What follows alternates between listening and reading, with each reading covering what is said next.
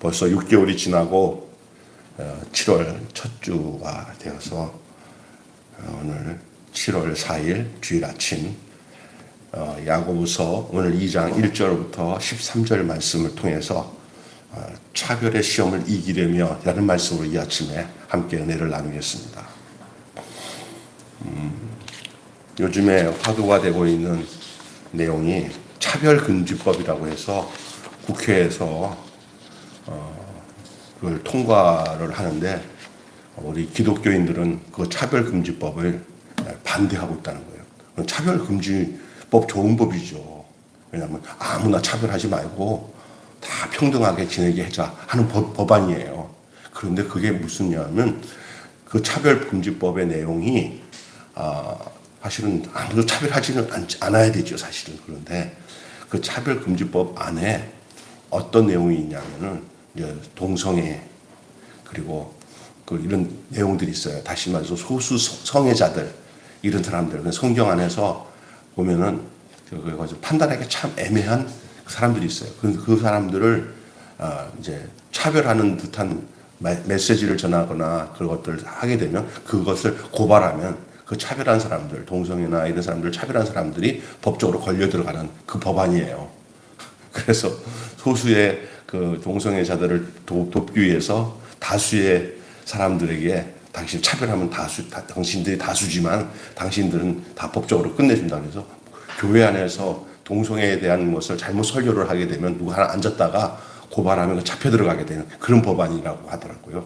유럽에서 그것을 적용한 나라마다 엄청난 폐해가 있었다는 얘기를 하는데, 아무튼 사실은 참 어디까지의 이 차별을 우리가 두고 얘기를 할까 하는 게 참 애매한 것 같아요.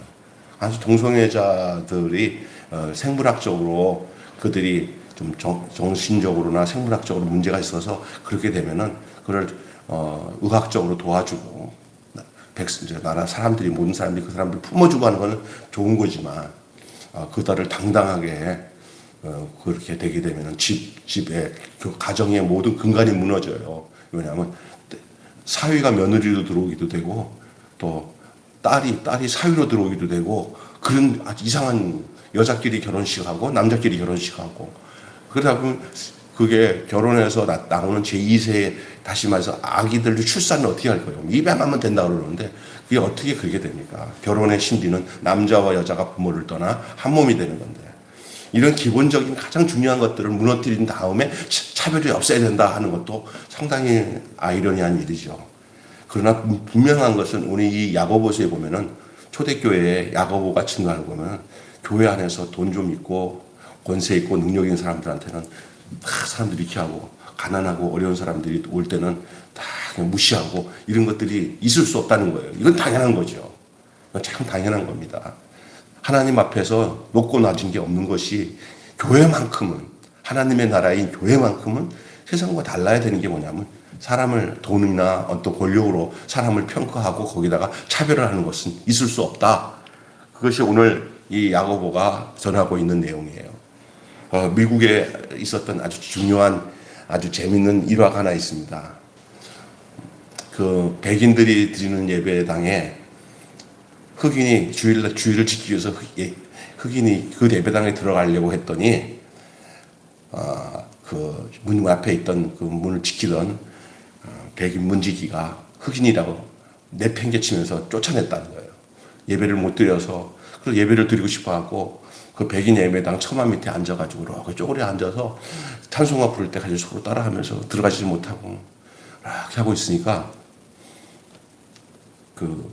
이게 이제 일화예요. 이제 사실인지 아니면 그런 얘기예요. 이건 교훈을 주기 위한 이야기인데 그걸 어깨를 툭툭 누가 치더래요. 그렇게 이렇게 눈 감고 기도하는데 처마 밑에서 흑인이 그랬더니 눈을 탁 뜨니까 자기 어깨 친 사람이 누구냐면은 자기가 그게 보고 싶었던 누구예요? 예수님이라는 거예요. 예수님. 그래서 아니 예수님 저는 어떻게 여기 밖에 나와서 있지만 예수님은 왜 안 들어가 계시니까 나도 쫓겨났다.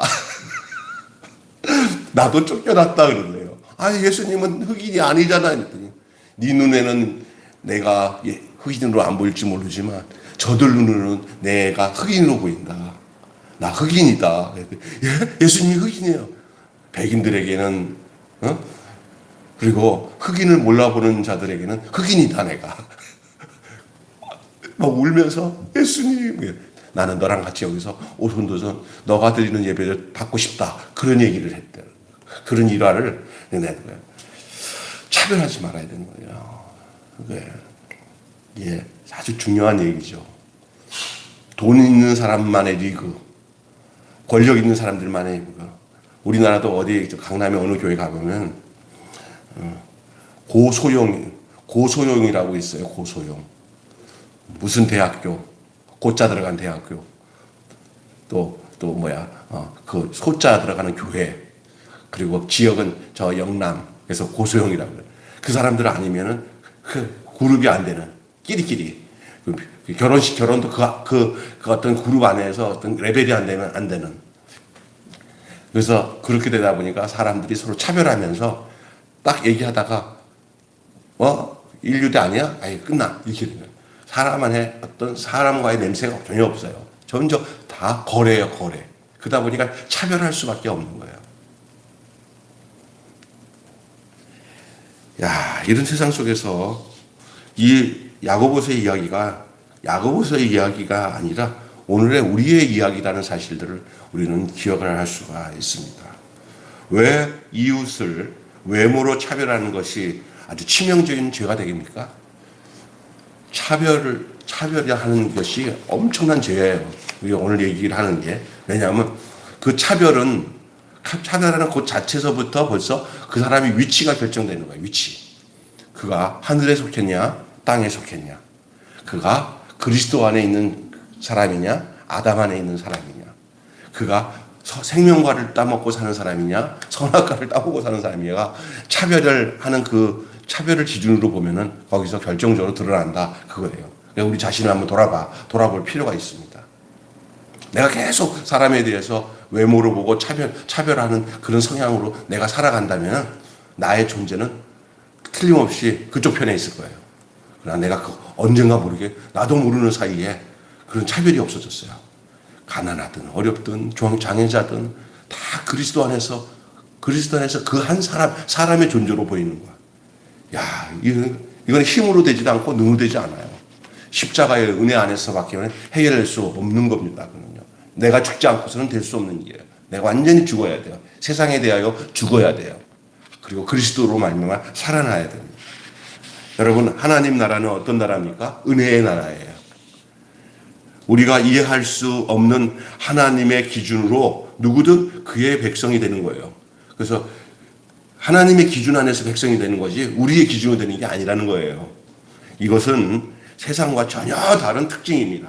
세상은 그렇지 않습니다. 어때요? 다 차별로 시작되는 거예요. 차별로. 어떤 사람이 재밌는 얘기 하나 하면 그 그룹 회장이 조그만 소나타인가 뭐 이게 조그만 소형차를 타고 어떤 모임에 가려고 하니까 후진차가 타고 오니까 그 정문에서 그 검은 세단차나 검은 큰 차들 그룹 회장들 차들 올 때는 굽시굽시하더니 조그만 무슨 이렇게 티코차 비슷한 다마스 같은 차가 다 오니까 그냥 그냥 딱 중단시키면서 여기 들어가는 거 아니라고 막 난리를 쳐요. 회의장에서는 회장이 기다리는데 회장이 조그만 차를 타고 오니까 거기서 딱 막혀가지고 어떻게 된 거야? 이거 어떻게 된 거야? 우리 회장님 안 오시니까 딱 들어갔더니 아이 가시라니까요. 여기 들어오는데 아니라고 막 차가지고 자 여보게 당신 나 여기 못 들어가게 하면 당신 이날로 끝난다. 그랬더니 까불지 마 임마. 그래가지고 이게 막 사람 협박하네 막 그러는 거야. 나중에 이제 정문 앞에 회장님 있다니까 막 난리 들어가고 고시절 회장님 그러니까 왜 안 들으니까 여기 차가 이런 차가 들어온다고 여보게 앞으로 이런 차 못 들게 하는 수위는 자르게. 사람을 외모로 취하다가 당하는 게 많아요. 사람을 우리가요 언제 어느 시에 우리 예수님이 어떤 모습으로 올지 몰라. 근데 우리 예수님이 올 때 세상의 화려함이나 권력이나 그 뭐 위치가 높은 위치에서 오는 경우는 별로 없어. 축복은 언제든지 누추하고 내가 보기에는 아닌데, 깜이 아닌데 하는 곳에서 있어. 거기서 만날 수 있는 분이야. 절대 우리의 기준에 안 맞아. 그러니까 우리가 절대 우리가 살아날 길은 뭐냐? 차별하지 않아야 우리가 살아날 수 있는 줄로 믿습니다. 차별하다가 나중에 사람 거차별하다가 당하는 경우 많습니다. 여자들도 결혼할 때 남자 대충 보고 다니지 나중에 보니까 사기꾼이야. 멀쩡하게 생겨가지고 그냥 진짜 말도 그럴듯하니까 와, 아이고 그러다가 나중에 보니까 내가 딱 봤어. 그때 내 여동생 친구인데 아닌 것 같아. 너무 멋있어. 왜? 제가 저런 남자가 쟤랑 안 맞는데 여자애는 생긴 게 좀 별로야. 근데 지가 잘생겼다고 착각하는 여자애거든. 그런데 내가 볼 때는 왜 저런 남자가 왜 얘를 좋아한다고 그럴까? 딱 할 때 내가 그랬어. 그 장 권사님한테. 권사님, 레벨이 안 맞아요. 저 이상해요. 아, 그게 잘생긴 애가 어떻게 쟤랑. 우리 딸이 어떻다고 이러더라고요. 내가. 아이고, 실수했구나. 하고 그냥 가만히 있었어요. 근데 아닌데. 그래서 결혼까지 해가지고 미국까지 갔어요. 근데 그 놈이 어떤 놈이냐. 변태.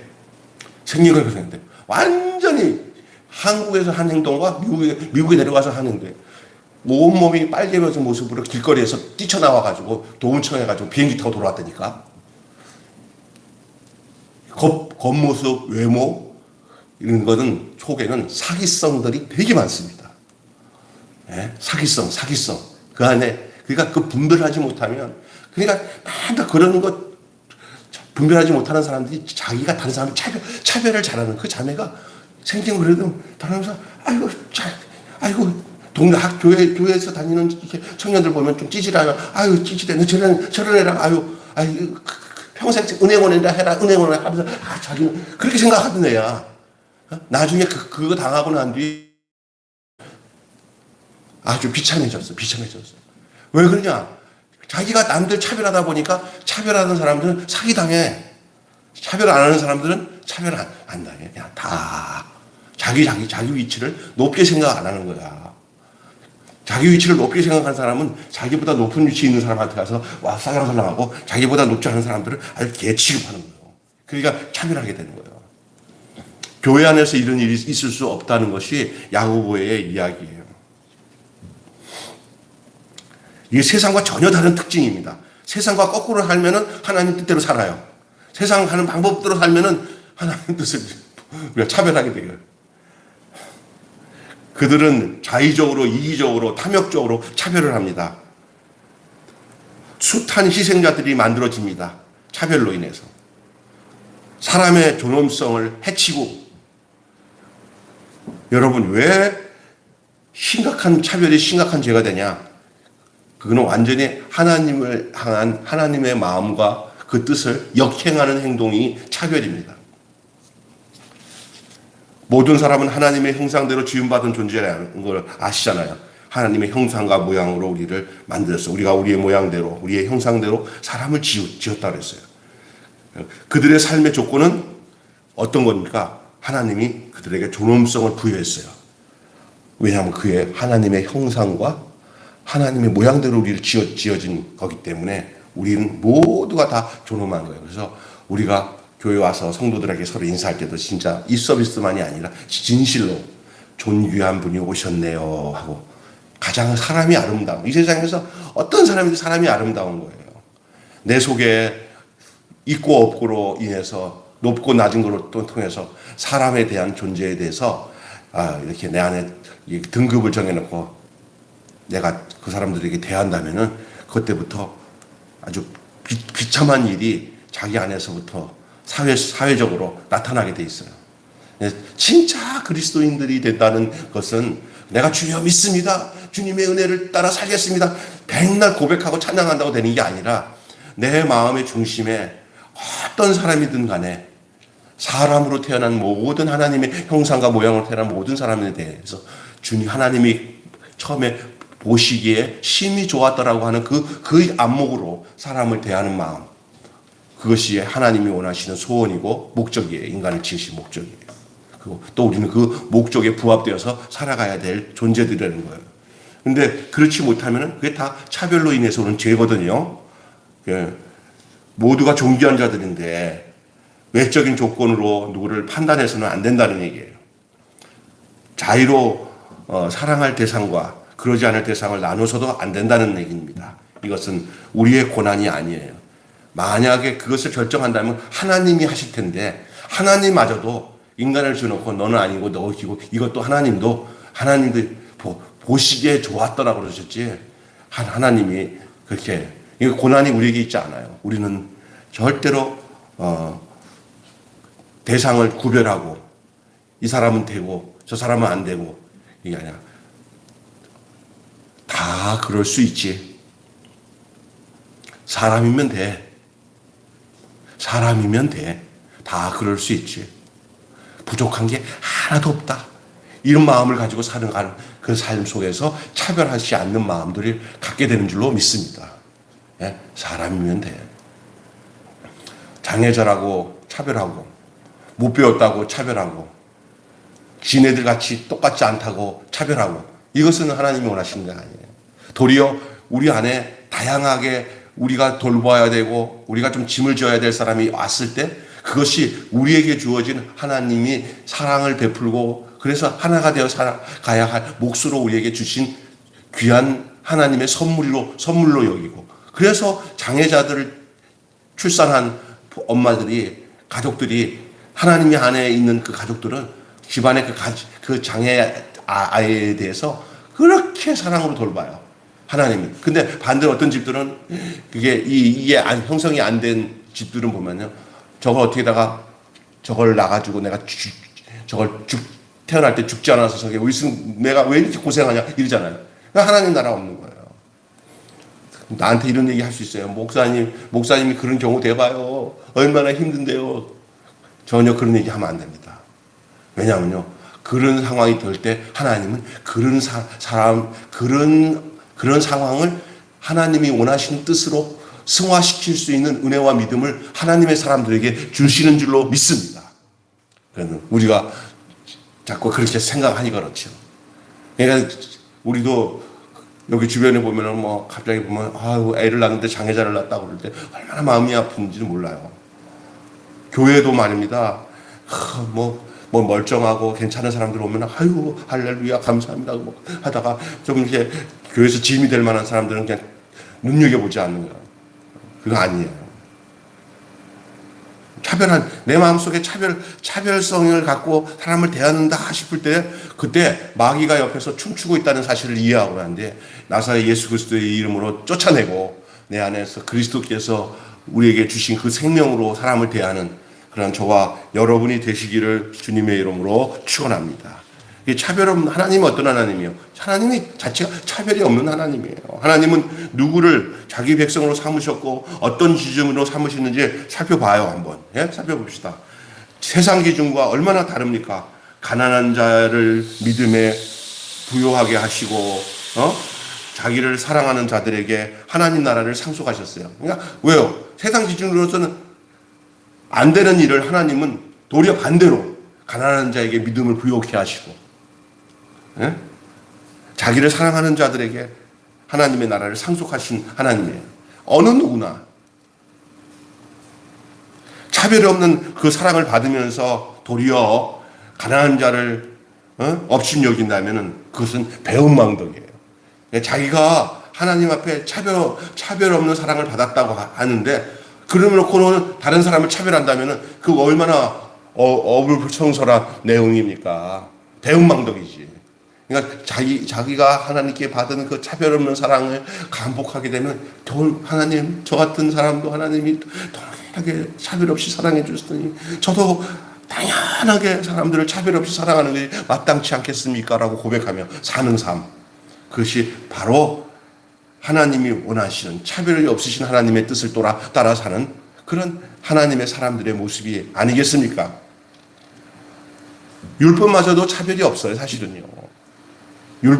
율법에서 지키는 그 사람들이 자기들 스스로가 사람을 차별했지 율법 자체는 차별이 없어요. 저들이 잘못 알고 있었던 거예요.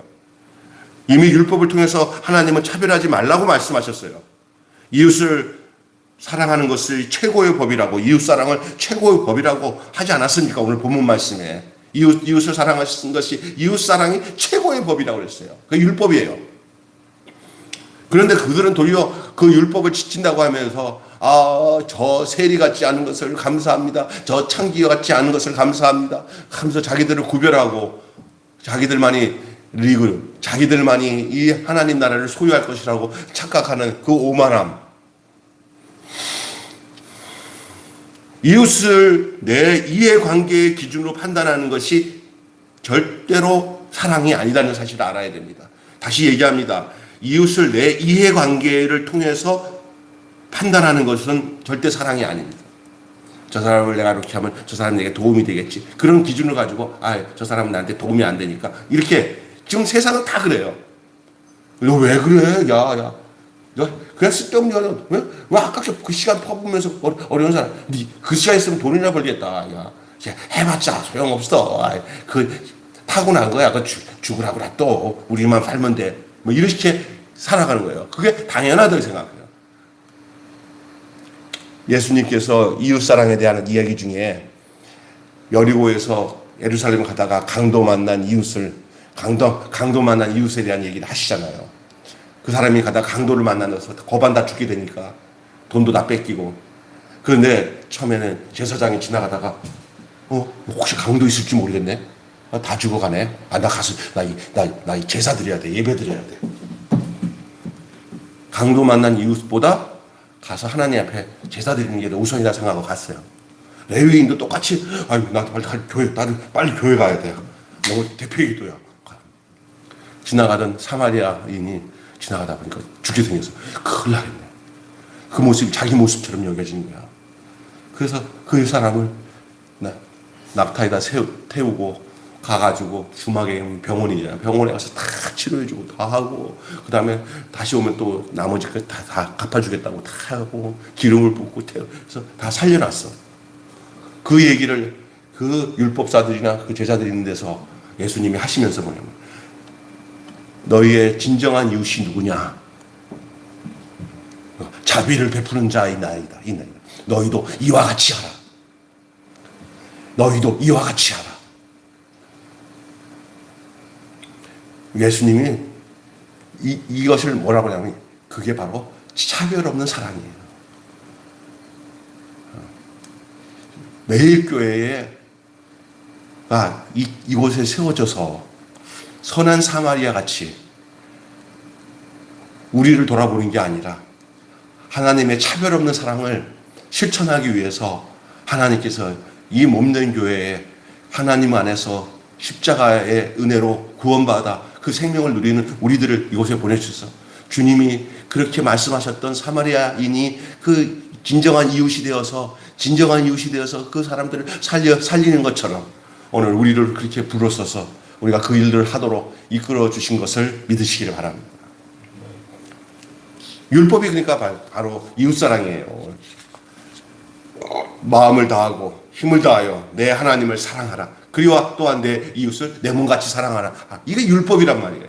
근데 율법은 그렇게 말하면서 지들은 차별하면서 살았단 말이에요. 오늘날도 얼마나 그런지 아세요? 어디 그 가난하고 어려우면 어느 저 강남의 교회는 이렇게 초등학교, 중학교, 고등학교까지 다녔으면 거기서는 엄두를 못 내요. 여기다가 보면은 아는 체도 안 한대요. 자기들끼리만. 어느 데 그래서 거기 보면 차도 좋은 차 타고 오지 않으면 거기 끼지도 못해요. 그래서 그 사람들은 나와가지고 어느 교회로 가냐면 개척교회. 근데 또 하나 어떤 사람이 그러더라고요.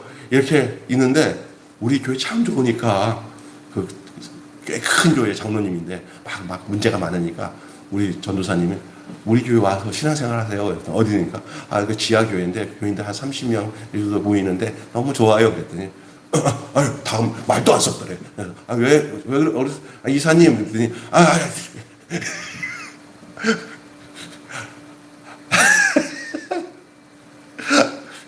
벌써 어떻게 되는지 아세요? 예수님은 이런 지하교회, 작은 교회 성도들은 나중에 물어봤대, 약간 누구 다른 사람들 통해서. 그랬더니 그런 교회는 망한 사람들이 가는 교회야. 작은 교회는 망한 사람들이 가는 교회야. 쏠딱 망하면 갈 데 없으니까 창피하니까 이런 작은 교회 가서 신앙생활해야 그 마음이 편하고 그러는 거야. 다 따라서 합시다. 예수님은 망한 교회 있습니다. 흥한 교회 있지 않습니다. 그렇게 사람 우대해주고 하는 데 있지 않습니다. 그냥 천에 만에 하나 그런 세상적으로 막 영광을 받고 높임 받은 사람들이 그거 다 버리고 작은 교회 와서 봉사도 하고 예배도 드리고 교회를 섬기면 그런 사람은 진짜 정말 귀한 사람들인데 그런 사람들을 찾기가 너무 어려운 시대예요. 또 교회도 너무 가난하니까 그런 사람들 오면 어이구 이럴 필요도 없어요. 올 일도 없지만 와도 그냥 예배 드리고 가시고 당신의 할 일을 하세요. 이렇게 해야지. 그런데 와서 제가 반대로 얘기할게요. 제가 있었던 교회인데 우리 그 장권사님 결국 그 교회 떠나는데 교회에서 제일 부자였어요. 그런데 목사님부터 교회 전도사부터 교인들이 저 권사님이 돈도 많고 능력이 많으니까 그냥 너무너무 다른 사람보다 이렇게 자기한테 접근하니까 제발 저한테는 신방 안 해도 되고요. 저 어려운 사람들 도와주세요. 그래도 그렇지 않아. 계속 아이고 그러니까 부담이 돼가지고 나 예능교회로 가야겠다 하면서 자기랑 레벨이 같은 세검정의 큰 교회 거기 가니까 다 자기랑 비슷하게 부자니까 자기한테 이렇게 터치를 안 하니까 아이고 그 좀 어려운 동네 교회 다녔다가 사람들한테 너무나 이렇게 관심을 받고 너무나 이러니까 부담이 된 거야. 그러니까 그것도 좋게 그 사람이 약간 세상적으로 속물이면 아이고 고맙습니다 하고 너무 자기 자존이니까 적당한 것 해야 되는데 너무 심하니까 저한테 통화하면서 목사님 아무래도 힘들어 죽겠어요. 저쪽 가니까 별로 관심이 없는데 여기 너무 관심이 뭡니까? 돈 많다는 거. 그다음에 교회 안에 당신이 없으면 안 된다고 하는데 너무 이런 것들을 하다 어렵고 힘든 가난한 사람들 돌아볼 생각을 안 하고 자기만 자꾸 돌아보니까 그게 문제가 되는 거예요. 이게 차별이에요. 이게 다 봐야 되는 거예요. 그러니까 우리도 사람인지라 만약에 우리 교회 국회의원이나 좀 재벌 2세나 이런 사람들이 교회 와서 등록해서 안 된다고 그래봐요. 벌써 저나 우리 집사람도 바짝 긴장하고 이럴 수 있어요. 사람이라. 그렇게 돼서는 안 된다는 거예요. 그러니까 사람이라는 게 욕심이 생기면 차별이 생겨요. 내 안에 세상적인 그냥 예수로 족합니다. 내가 힘들게 살아도 땀 흘리고 피곤하게 살아도 주님 아니면 만족합니다 하고 그 안에서 나의 존재와 삶을 정리를 해야지 뭔가 한번 튀고 올라가려고 하는 생각들 잘 돼보려고 생각 일확천금을 노리는 생각들 이런 것들이 가득 차면은 사람을 차별하게 대하거나 거기에 그 함정에 빠지게 되는 것이 인간이기 때문에 날마다 예수로 나의 구주 삼고 성령과 피로써 거듭나니 이 세상에서 내 영혼이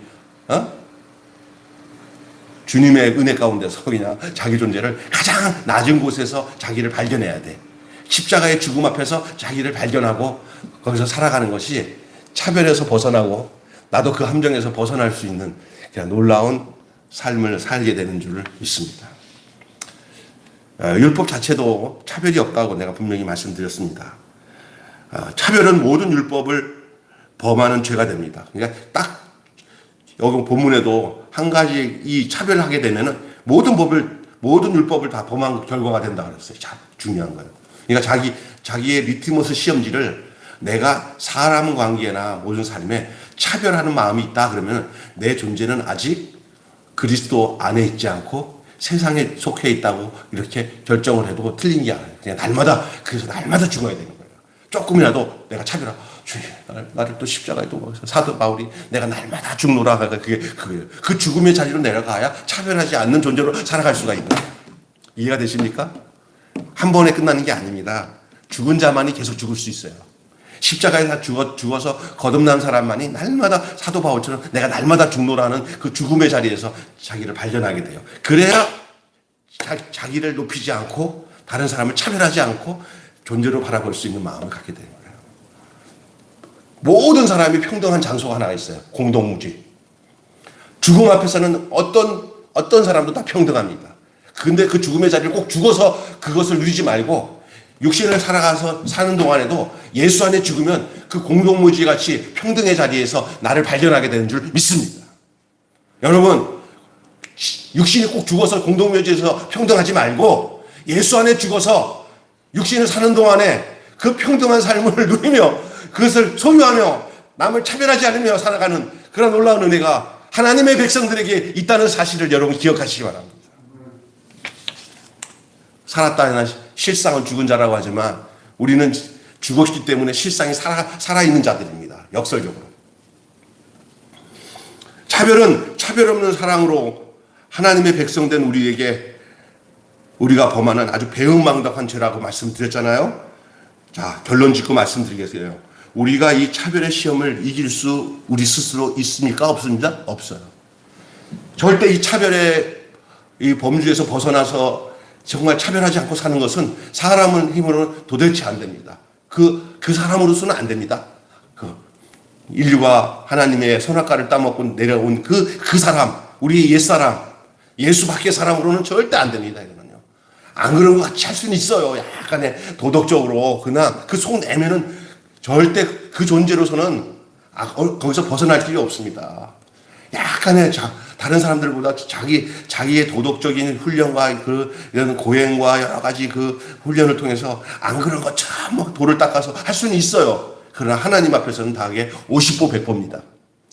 그러나 완전히 포맷을 하고 완전히 죽고 다시 산 존재로 살면은 어떨 때는 차별하는 것 같은 삶을 살아갔을지라도 또 그분이 나를 다시 그 차별 없는 삶으로 죽었다가 다시 일으키고 날마다 죽고 다시 살아서 그 하나님의 손에 붙잡힌 그 살아있는 자로서 차별과 상관없는 삶으로 점점 우리를 이끌어 가실 겁니다. 하나님의 긍휼만으로 가능합니다. 우리 힘을 압니다. 바로 십자가에서 그리스도와 연합된 생명적 실존이 될 때 저절로 차별 없는 삶이 이루어지는 것이지, 차별 없는 삶을 살아가는 나 자신과 공동체가 무엇으로만 가능하냐? 십자가의 죽음으로만 가능합니다.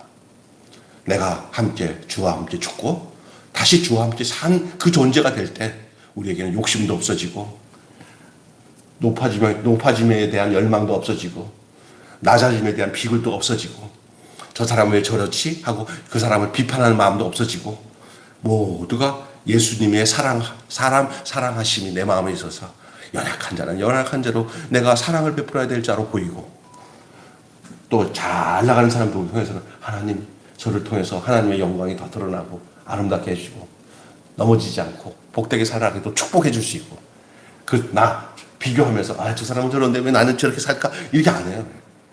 그 사람은 그 사람이고 나는 나야. 그래서 하나님이 주신 정확한 나에 대한 계획과 목적이 내 안에서 십자가 안에서 그것이 딱 발견되어지면 옛날에는 저도 그렇잖아요. 나이가 들어가는데 쟤놈들은 교회 목회하면서 엄청나게 교회를 거기에 성장해가지고 나는 이 꼴이 뭐냐. 진짜 나는 하나님 버렸나 봐. 막 하고 막 이런 비굴함이 목사들도 있을 수 있어요. 근데 저는요 십자가에서 내가 발견되고 나니까 함께 그 생명이 발견되고 나니까 좀 어떨 때는 좀 병신 같아. 저렇게 교회도 별로 크지도 않고 사모는 지질이 고생시키면서도 자기 잘났다고 사는 게 참 도리어 미워 죽겠네. 내 스스로가 그게 미워 죽겠네 하는 생각이 들 때가 있어요. 근데 그게 아니야. 절대 아니야. 인간적인 생각에서 발견하면 진짜 망해요. 예수 그리스도 안에서 이 세상에서 주 예수보다도 귀한 것은 없네. 세상 부귀 영화 필요 없어요. 주 예수 그리스도보다 더 귀한 거 없네. 예수밖에 없네. 그것이 그냥 입술로의 고백이 아니라 삶의 실존과 생명의 실존으로 고백되어져서 그렇게 이제는 그 눈으로, 그래서 눈이 차별 없는 눈으로 하나님이 눈을 열어주시고 그 마음을 주시고, 그래서 그것을 그 근거가 뭐냐? 하나님의 긍휼하심이 내게 있었기에 내가 긍휼을 여기지 않고서는 살 수 없는 존재가 된 거예요.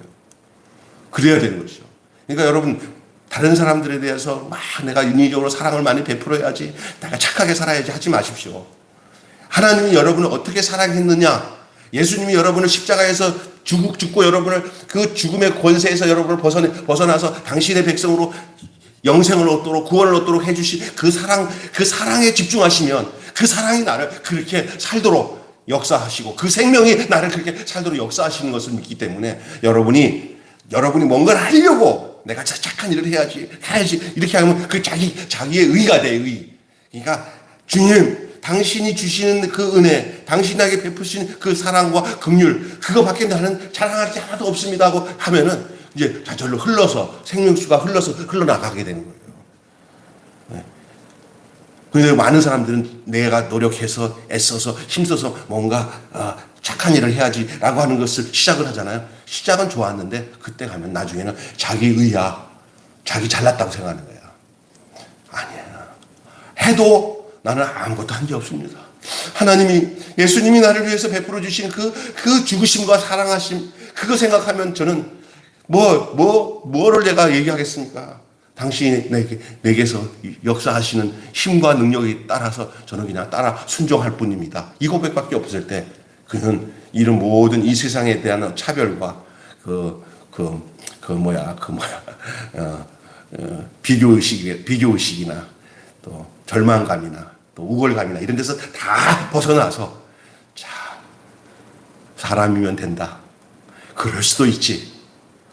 부족한 것이 하나도 없다. 이런 고백을 하면서 사는 복된 성도들이 될 줄로 믿습니다. 기도하겠습니다. 하나님 아버지, 오늘 차별의 시험을 이기려면 이거는 우리 힘으로 되는 게 아니라 나를 위해서 십자가에서 피 흘려 죽으시고 죽었다가 부활하심으로 우리도 죽고 우리도 새 생명 가운데 살도록 우리를 살려내신 그 새 생명 가운데 행하도록 이끌어 주신 부활 생명을 주신 그 하나님의 은혜 가운데서 우리가 주님이 자신을 내어드린 것처럼 우리의 남은 생에 모든 시간 분초마다 사는 모든 숨소리까지도 내 뜻대로 아니라 내 판단대로가 아니라 주님이 이끄시는 대로 사는 그런 새 언약의 일꾼으로 새 예루살렘의 백성으로 우리를 부르신 줄로 믿습니다. 오늘도 이 귀한 말씀 우리 가운데 새기고 이 땅에 살아가는 동안 조금이라도 내 의지와 내 노력과 내 판단과 내 노력으로 내 능력으로 사람을 보고 판단하며 그 가운데서 헤매며 살지 않게 하시고 십자가 안에서 죽고 다시 그리스도와 함께 부활하여 살아가는 그러한 복된 새 생명의 하나님의 백성들이 되게 도와 주시옵소서. 이전 것은 지나갔으니 보라 새 것이 되었다가 그랬습니다. 우리의 옛사람은 죄와 사망과 함께 우리 옛사람은 함께 죽고 십자가에서 예수 그리스도 안에서 의와 사랑과 화평과 의로움으로 우리가 다시 주와 함께 거듭나서 이제는 우리가 전혀 새로운 존재, 내 뜻이 아니라 차별 없는 그런 내 삶이 사람을 향해서나 모든 관계에서 내 똑똑함과 내 잘남으로 판단하고 사는 게 아니라 하나님의 목적을 이루는 삶으로 살아가는 그런 거룩한 주의 백성들 되게 해 주시옵소서. 우리 주 예수님의 이름으로 기도하옵나이다. 아멘. 우리 찬송가 215장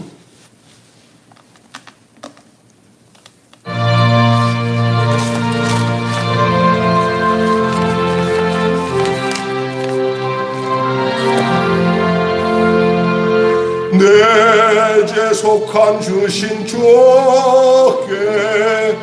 힘과 정성 다하니 나의 온갖 언행 심사 주를 위한 것일세. 내게 있는 모든 것을 주를 위해 바치리. 내게 있는 모든 것을 주를 위해 바치리. 나의 손과 발을 들여 주의 명령 행하고 오직 주만 바라보며 주만 찬양하겠네. 항상 주를 찬송하며 이 몸 바치오리다. 항상 주를 찬송하며 이 몸 바치오리다. 내가 주를 바라보니 나의 영혼 밝아져. 십자가를 지신 주만 항상 바라봅니다. 십자가를 바라보며 주만 따라가리라. 십자가를 바라보며 주만 따라가리라. 신기하고 놀라워라. 영광스러운 왕의 왕. 나를 친구 삼아 주사 편히 쉬게 하시네. 주의 날개 보아래 영원한 식 없겠네. 주의 날개 보아래 영원한 식 없겠네.